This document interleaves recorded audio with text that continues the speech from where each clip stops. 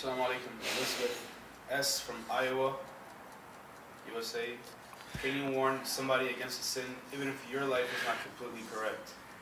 The question says, can you warn someone against a sin even if your life isn't completely correct? Yes, you can. And it's your obligation to do so.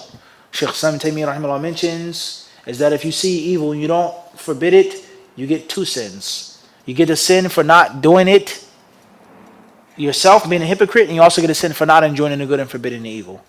So it only makes sense to minimize your sins. So you may get wisdom from a drunkard, a drug addict. And this is a reality for anyone who grew up in the urban inner city. From the wisest people you may meet are drug addicts, junkies. And they'll tell you, I've been there, I've done that. You can't tell me anything about the streets, about drugs, about women. I did it all.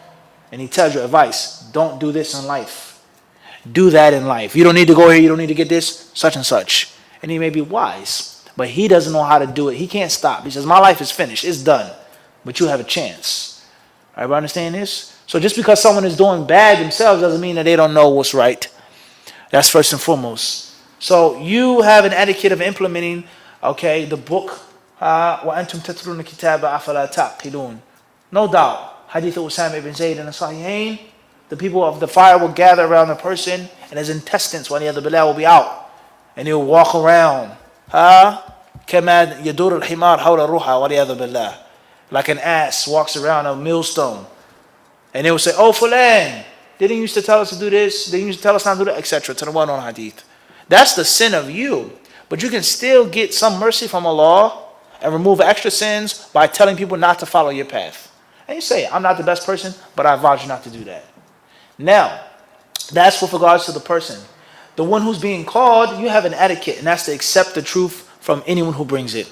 If the drunkard tells you kalimat haqq, you're supposed to take it from a drunkard, from a heroin addict. If he tells you the truth, you accept that truth.